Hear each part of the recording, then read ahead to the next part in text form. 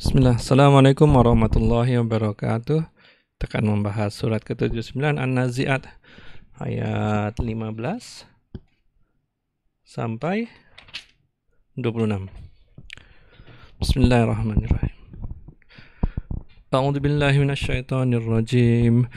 Hal ataka hadithu Musa idh nadahu rabbuhu bil wadil muqaddasi tuwa اذهب إلى فرعون إنه طغى فقل هل لك إلى أن تزكى وأهديك إلى ربك فتخشى فأراه الآية الكبرى فكذب وعصى ثم أدبر يسعى فحشر فنادى فقال أنا ربكم الأعلى فأخذه الله نكال الآخرة والأولى إن في ذلك لعبرة لمن يخشى.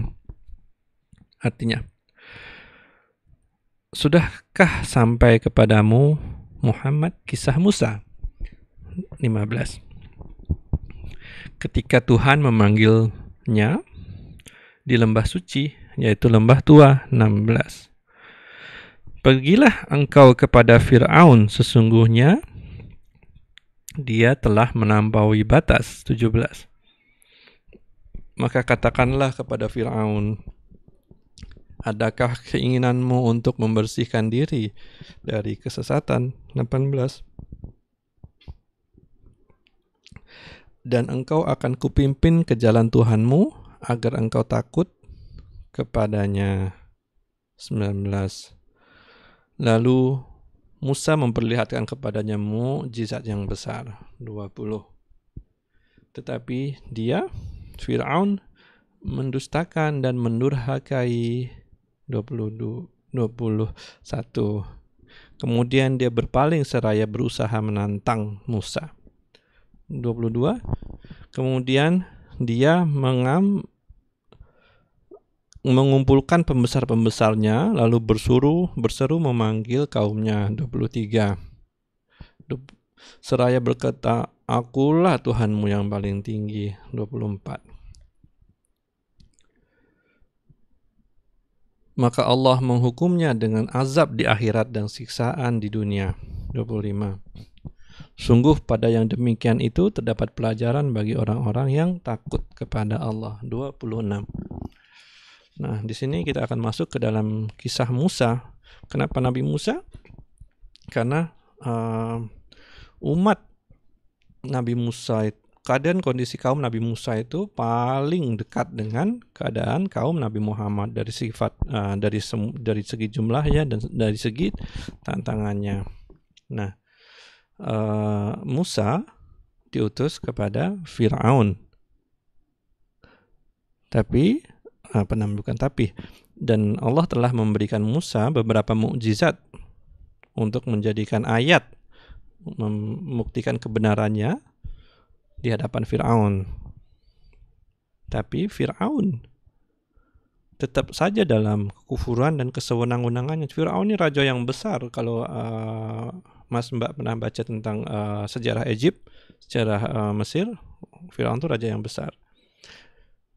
Walaupun ketika Fir'aun melihat mukjizat-mukjizat yang Nabi Musa beberkan di depannya, dia secara hati mengakui bahwa ini Musa ini benar. Dari mana kita tahu? Allah yang bagi tahu.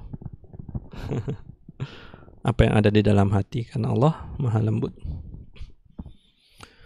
Nah, Musa, Allah mengajak berbicara Musa itu di lembah suci tua, bilwadil muqaddasi tua. Kemudian Allah meminta Fir'aun, idhab ila fir'auna innahu tagha. Pergilah kamu kepada Fir'aun, sungguhnya dia telah melampaui batas. Seperti biasa kalau orang itu sudah kaya raya, memiliki kekuasaan, mereka akan cenderung untuk melampaui batas. Dan Musa takut disuruh pergi jumpa Fir'aun karena Musa pernah pernah melakukan kesalahan, dan dia waktu itu sedang dikejar-kejar oleh pasukan Firaun karena kesalahan membunuh salah satu orang Kipti, salah satu suku asli dari Mesir. Nah, Allah meminta Nabi Musa untuk bertanya kepada Firaun, apakah ada keinginan bagimu untuk membersihkan diri dari kesesatan, dari firman Allah, faqul hallaka ila an tazakka.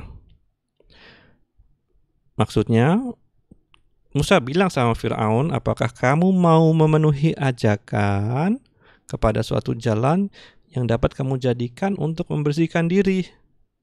Lihat bagaimana baiknya Allah. Ini dah jelas-jelas orang-orang yang berlaku zalim, sewenang-wenang, sombong di muka bumi, tapi tetap saja diajak untuk memperbaiki diri.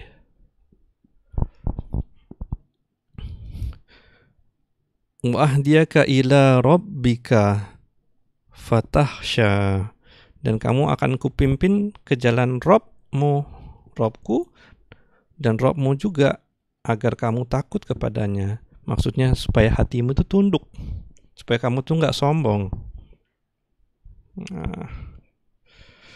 Fa'arahul ayatal kubra, lalu Musa memperlihatkan kepadanya mukjizat yang besar, yang menunjukkan bahwa dia itu adalah Rasul daripada Allah. Fakadzdzaba wa 'asa, tetapi Firaun tetap aja setelah melihat itu tetap mendustakan dan mendurhakai, tidak mau mengikuti apa yang Musa ajak. Kemudian firman Allah, summa adbara yas'a, kemudian dia berpaling secara berusaha menantang Musa. Jadi kalau Mas Mbak udah baca kisahnya, jadi Fir'aun menantang Musa mengumpulkan para ahli sihir untuk menghadapi mukjizat yang dibawa oleh Musa.